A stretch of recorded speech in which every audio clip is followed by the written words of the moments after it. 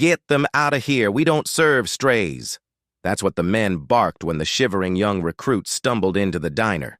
Soaked, shaking, and too scared to fight back, the old man behind the counter didn't say a word.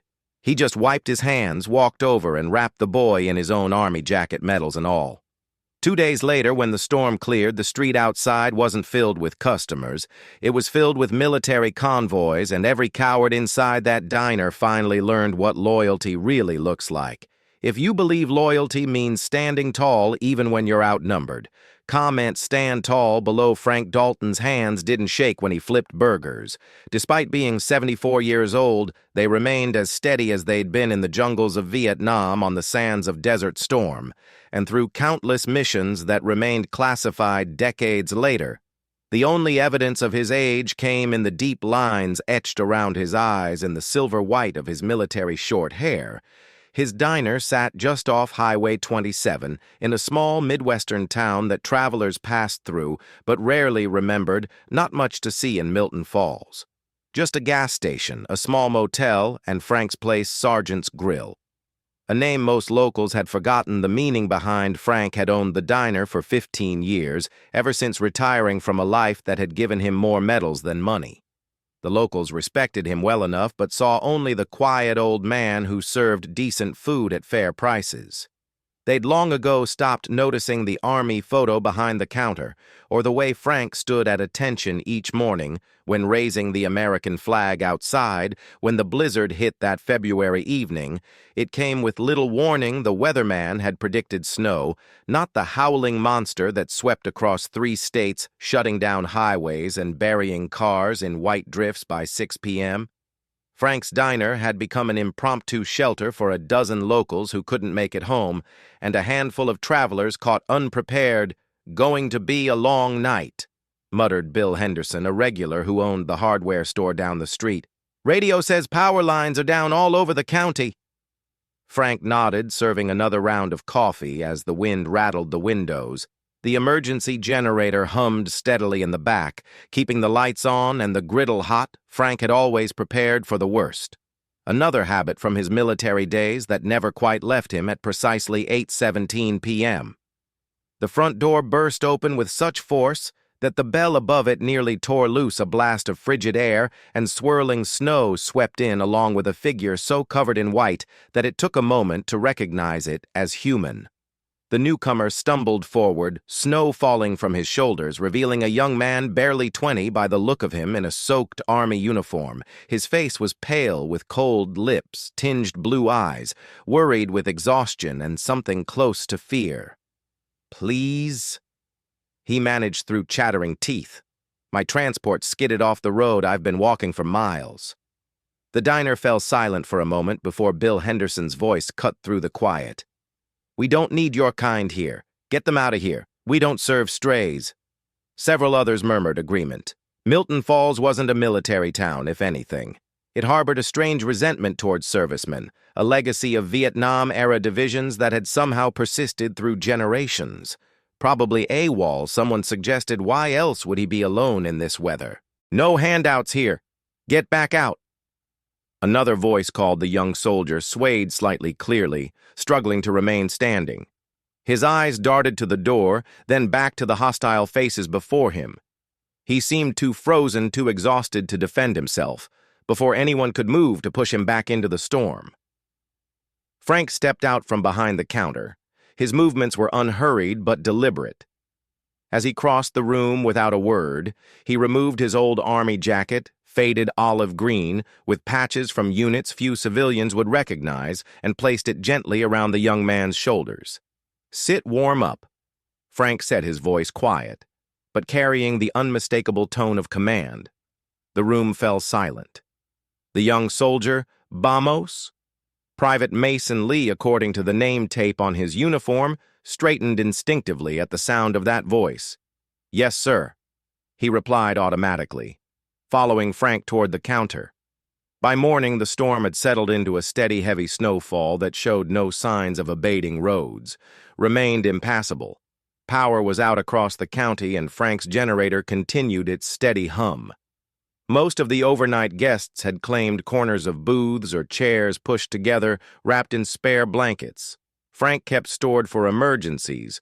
Private Lee had spent the night on a bedroll near the kitchen stove.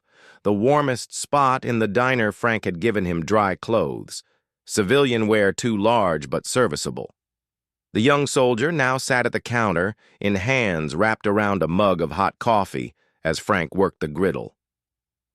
"Word spreads fast in small towns," Frank said quietly, sliding a plate of eggs and bacon toward Mason. "And this one's got opinions about uniforms." Mason nodded, understanding, passing between them. He'd already noticed the cold stares, the whispered comments, the way conversation died when he approached.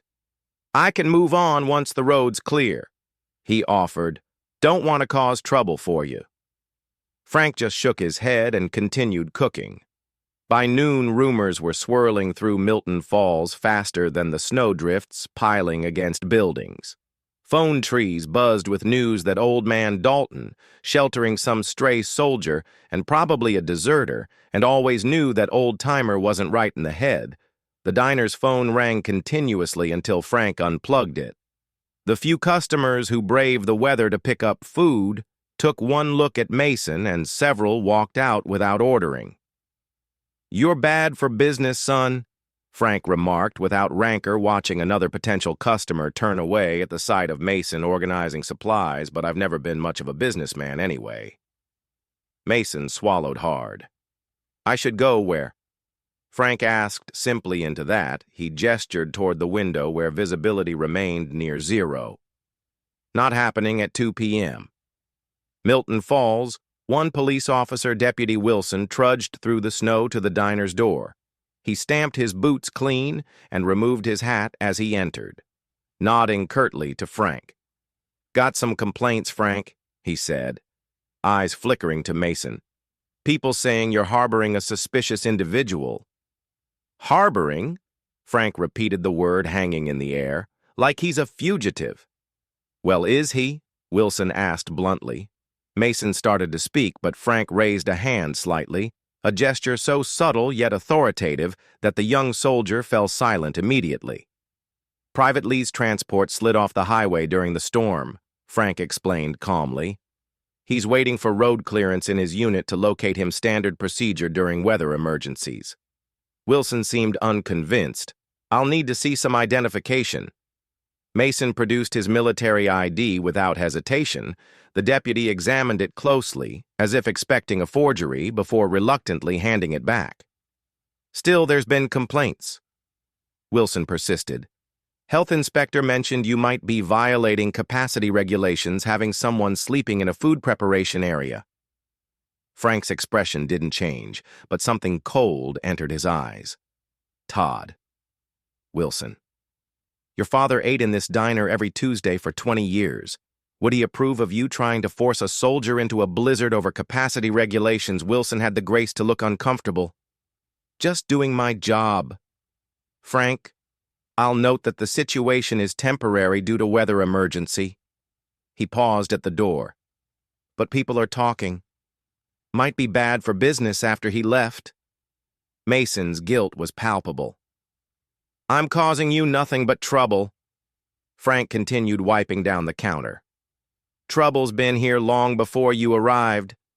Son, this town's got long memories and short understanding." That evening, as the generator sputtered briefly before stabilizing, Frank caught Mason studying an old photograph taped inside the supply closet, a unit photo from Vietnam. Young men with serious eyes standing at attention medals, gleaming on some chests, third row, second from right, Frank said quietly. Mason's eyes found the young version of Frank Leaner with dark hair and the same unyielding gaze. "Silver Star?" Mason asked, noting the medal visible on young Frank's chest. Frank shrugged. "Wasn't the medals that mattered," he said. "It was standing your ground when no one clapped. When we came home, there were no parades, son, just people looking away or worse." He closed the closet door gently. "Some lessons stick with you." Late that night, Mason found an old metal box beneath the counter. Inside were more medals than he'd ever seen in one place. bronze stars, purple hearts, commendations from multiple conflicts, and a folded letter on Department of Defense letterhead with the opening line visible.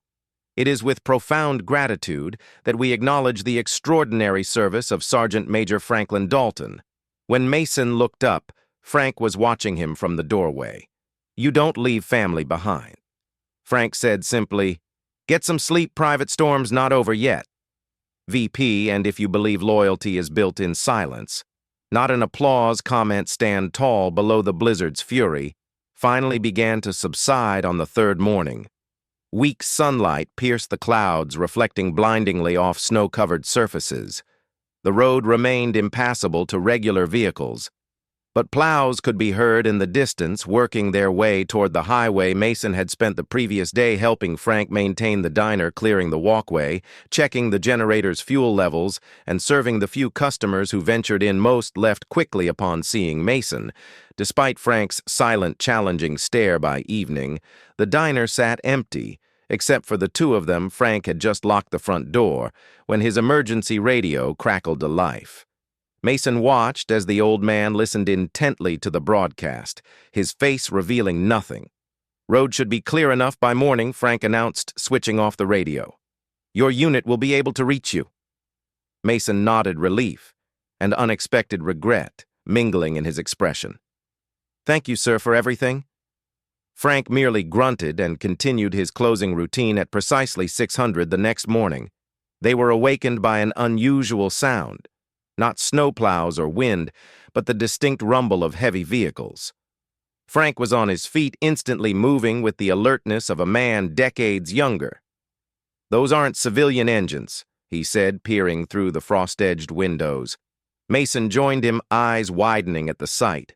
A convoy of military vehicles was making its way down the newly plowed Main Street. Humvees, transport trucks, even a few specialized wilderness rescue vehicles. Their headlights cut through the lingering morning mist, creating an almost otherworldly procession. "How did they, Mason?"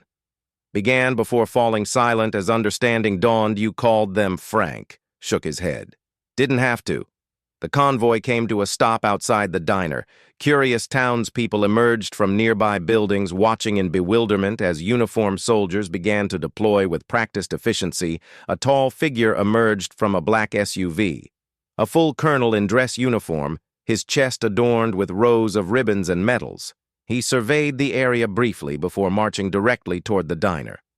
Frank unlocked the door just as the colonel reached it. The officer stepped inside, removed his cover, and rendered a perfect salute. "Sergeant Major Dalton," he said, his voice carrying the weight of official authority.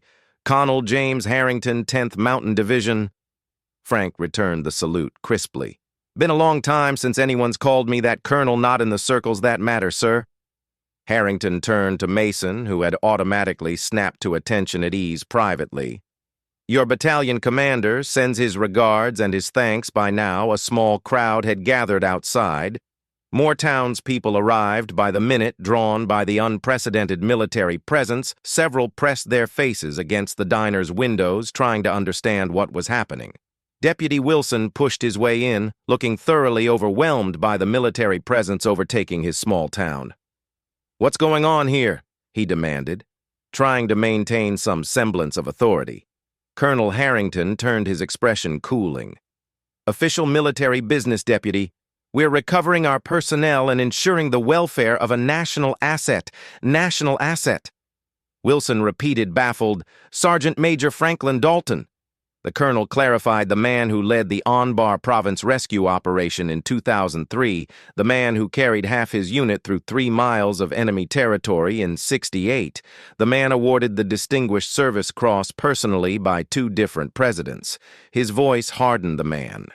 "Your town has been treating like an outcast for sheltering one of our soldiers during a blizzard. You once carried half of us through hell," Colonel Harrington continued, addressing Frank directly. "Today, we're carrying you." At that moment, every soldier outside snapped to attention and saluted, a wall of respect visible through every window of the diner. Frank's expression remained impassive, but something shifted in his eyes, a flicker of recognition perhaps, or the ghost of pride long buried the townspeople who had mocked them both. now watched in stunned silence, finally glimpsing the man who had served pancakes and coffee for 15 years without ever mentioning the giants of military history who knew his name. They didn't leave after the salutes. The military convoy that had arrived with such dramatic purpose transformed into something else entirely. A restoration force, soldiers fanned out through the diner, assessing, repairing. Improving the leaky roof that Frank had patched repeatedly over the years was professionally repaired within hours. The ancient generator was replaced with a state-of-the-art system. Windows were resealed, kitchen equipment, upgraded walls, repainted in the original army green that Frank had chosen when he first opened We Take Care of Our Own. Colonel Harrington explained simply, when Frank questioned the effort word spread beyond Milton Falls, veterans groups from 3 states began calling offering support, pledging to visit a senator who had once served under Frank's command in Desert Storm, issued a public statement praising the unsung hero continuing to serve his community. Military families promised to make the diner a regular stop on their travels. The press arrived too, first local reporters, then regional news vans, finally a national network team requesting interviews. Frank declined them all with the same quiet dignity with which he'd endured years of small-town disdain. "Don't need a microphone to serve eggs," was his only comment. But the town was changing too. Deputy Wilson personally apologized, as did several business owners who had complained about Mason's presence. Bill Henderson, who had been first to demand the young soldier's removal during the storm, arrived with hat in hand and shame in his eyes. "Didn't know who you really were, Frank?" he offered awkwardly. "Never asked," Frank replied, neither accepting nor rejecting the implied apology. Mason's unit departed after 3 days, taking the young private with them, but not before he had helped Frank install a small plaque beside the diner's entrance. It read simply, "We don't throw family to the storm," when asked if he'd join Mason some, if he'd accept the military's offer to honor him properly at the Pentagon, to receive recognition long overdue. Frank shook his head. "My post is here," he said, gesturing to the diner. "Always has been." The morning after the last military vehicle departed, Frank opened as usual at 5:30 a.m. He raised the flag outside, stood at attention as he had every day for 15 years, then turned to find a line of customers waiting, locals who had previously avoided his establishment, now eager to know the man they had overlooked for so long. Frank served them all with the same quiet efficiency. He always had no speeches, no recriminations, just coffee poured hot and food served fresh. But something had fundamentally changed in Milton Falls. People now noticed the old photograph behind the counter. They recognized the significance of Frank's precise movements, his unwavering routine, his quiet dignity. They had finally learned to see the hero who had been among them all along, not through his medals, but through his actions during a winter storm when loyalty was tested and found unbreakable. Subscribe to Ironheart Stories. If you believe real loyalty doesn't bend, it builds legends.